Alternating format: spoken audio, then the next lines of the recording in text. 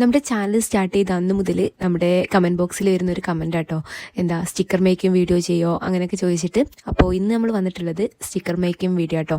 Bunny sticker ആട്ടോ നമ്മൾ ഇന്ന് ട്രൈ ചെയ്യാൻ പോകുന്നത്. അതിനായിട്ട് പിൻട്രസ്റ്റ് ആപ്പ് ഓപ്പൺ ചെയ്യുക, എന്നിട്ട് ക്യൂട്ട് ബണ്ണി സ്റ്റിക്കേഴ്സ് എന്ന് അടിച്ചു കൊടുക്കുക കേട്ടോ. അപ്പോൾ നമുക്ക് ഇഷ്ടം പോലെ ബണ്ണി സ്റ്റിക്കേഴ്സിൻ്റെ ഫോട്ടോസ് വരും. നമ്മൾ അതിൽ നിന്ന് നമുക്ക് ഇഷ്ടപ്പെട്ട ഒരു ഫോട്ടോ ഒന്ന് ഡൗൺലോഡ് ആക്കി എടുത്തിട്ട് ഒന്ന് സ്കെച്ച് ചെയ്തെടുക്കുക കേട്ടോ. നമ്മൾ ബണ്ണി സ്റ്റിക്കേഴ്സ് തന്നെ സെലക്ട് ചെയ്തുകൊണ്ട് അതിന് കളർ കൊടുക്കാൻ കുറച്ചേ ഉള്ളൂ കേട്ടോ. നമ്മൾ അതിൻ്റെ ബോർഡ് ഭാഗത്ത്, ഈ കൈയുടെയും കാലിൻ്റെയൊക്കെ ഭാഗത്ത്, പിന്നെ ചെവിയുടെ ഭാഗത്ത്, അങ്ങനെ കുറച്ച് സ്ഥലങ്ങളിലൊന്നും ഒരു സ്കെച്ച് പെൻ കൊണ്ട് കളർ കൊടുത്താൽ മതി കേട്ടോ.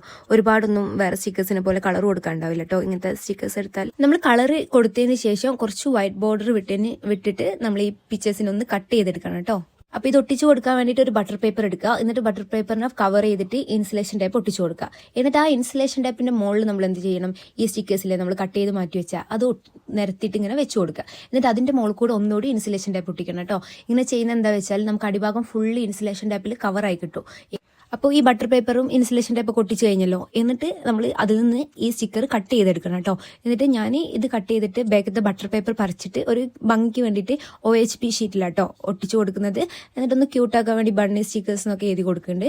അതുപോലെ തന്നെ ഒരു പേപ്പർ എടുത്തിട്ട് പിങ്ക് ഗ്രിൽ ലൈൻസ് വരച്ച് കൊടുക്കുന്നുണ്ട് കേട്ടോ.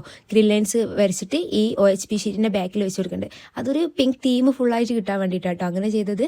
അപ്പോൾ എല്ലാവരും ഒന്ന് ട്രൈ ചെയ്ത് നോക്കുക. സിമ്പിളായിട്ട് ഉണ്ടാക്കാൻ പറ്റിയൊരു സ്റ്റിക്കറാട്ടോ ഇത്.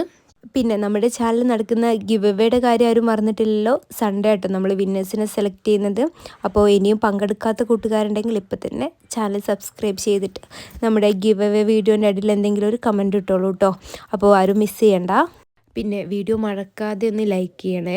പിന്നെ നിങ്ങൾക്ക് എന്തെങ്കിലും അഭിപ്രായങ്ങളോ വീഡിയോ ഇഷ്ടപ്പെട്ടാൽ മറക്കാതെ ചാനൽ സബ്സ്ക്രൈബ് ചെയ്യണേ. അപ്പോൾ ഇനി ഞാൻ ഈ ജേർണലിംഗ് സർപ്രൈസ് ഉണ്ടാക്കുന്ന വീഡിയോ അടുത്ത വീഡിയോ